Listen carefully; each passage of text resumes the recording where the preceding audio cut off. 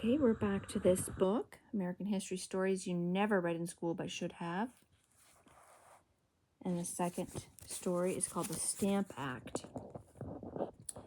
One of the first things England did to raise money from the colonists was to issue the Stamp Act.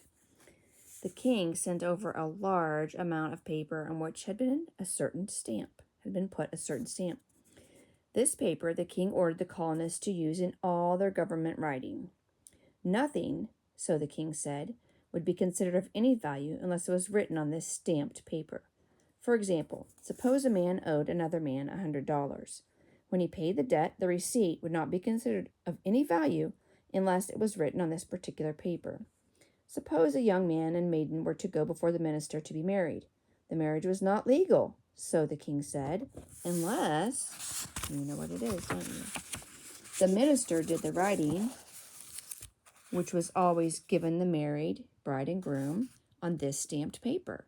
Now, as the king had put a very high price upon this paper, you can see how, by compelling the American colonists to buy it, it was but one way of getting a heavy tax from them. The colonists all over the country were furious when this stamped paper was sent to them. The Boston people declared they wouldn't buy one sheet of it. They would buy nothing, sell nothing. The young men and maidens would not get married. They would do nothing, indeed, which should compel them to use this stamped paper. To show their contempt for the whole matter, they made a straw figure of the English officer who had the paper to sell, dressed it in some old clothes of his, and hung it on a big tree on Boston Common. In New Hampshire, the people paraded the streets with a coffin on which was written, "Liberty is dead." They carried it to the grave, had a make-believe funeral, and then, just as they were about to bury it, someone shouted, "Liberty is not dead." They have some typos in this book, don't they? There's a T missing. They then drew up the coffin and carried it through the streets, again crying, "Liberty's alive again! Liberty's alive again!" In Charleston, South Carolina, stood an old tree known as Liberty Tree. It was a great live oak, growing in the center of the square between Charlotte and Boundary Streets. During the excitement over the Stamp Act, about 20 men, belonging to the, quote, best families in the state, assembled beneath this tree to hear an address by General Gadsden. With vigor he condemned the measure and urged his hearers to resist to the utmost such abominable tyranny. This is said to have been the first public address of the kind that had been delivered in the colonies. The men, after hearty cheers, joined hands around the tree and pledged themselves to resist English oppression to the death. The names of these men are still on record. Most of them were indeed true to their pledge, and distinguished themselves in the war that followed by their courage and patriotism. This Liberty Tree was regarded with such reverence by the patriotic Carolina people that Sir Henry Clinton, who held Carolina after its surrender to the British, ordered it to be destroyed. It was cut down, and afterwards its branches were heaped about the trunk, and the whole burned. A mean act, one would say, to burn an unoffending tree, but perhaps Sir Henry had in mind the old anecdote, which, if I remember rightly, runs something like this. "Why do you kill me, an innocent trumpeter? I have not fought against you." "Very true," replied the captor. "You may not fight yourself, but you incite others to fight, hence I kill you." In Pennsylvania, William Bradford, the editor of the Pennsylvania Journal, came out with a final issue, at the head which were skulls and crossbones, pickaxes and spades, all suggestive of the death blow that had been struck at the press.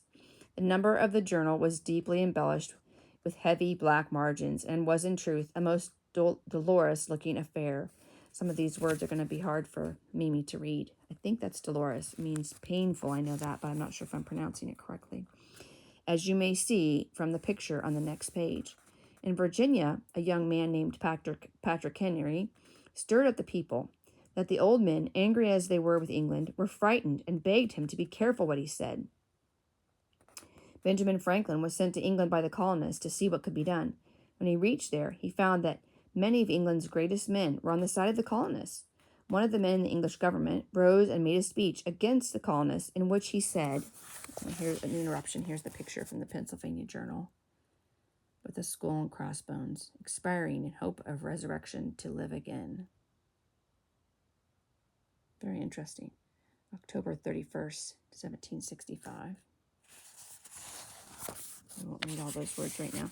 In which he said, What will these Americans, these children of ours who have been planted by our care, nourished by us, protected by us, will they now grudge us their money to help us throw off our heavy debt? Up jumped Colonel Barr. Planted by your care indeed. It was your persecution that drove them to America in the first place, he cried. Nourished by you? When have you nourished them? They have grown up by your very neglect of them. Protected by you? Have they not just now been fighting with your soldiers to protect you, rather from the French and Indians? And good William Pitt of England, he arose and made a speech, which by and by every boy and girl should learn. He said, We are told that the Americans are obstinate, that they are in almost open rebellion against us. I rejoice that America has resisted. I rejoice that they are not so dead to all feelings of liberty as to be willing to submit like slaves. Hurrah for William Pitt and Colonel Barr. Don't forget, all you little American men and women, that we had good friends in England then as we have now. There were lovers of liberty in that country who were as eager as we were to resist all unjust laws.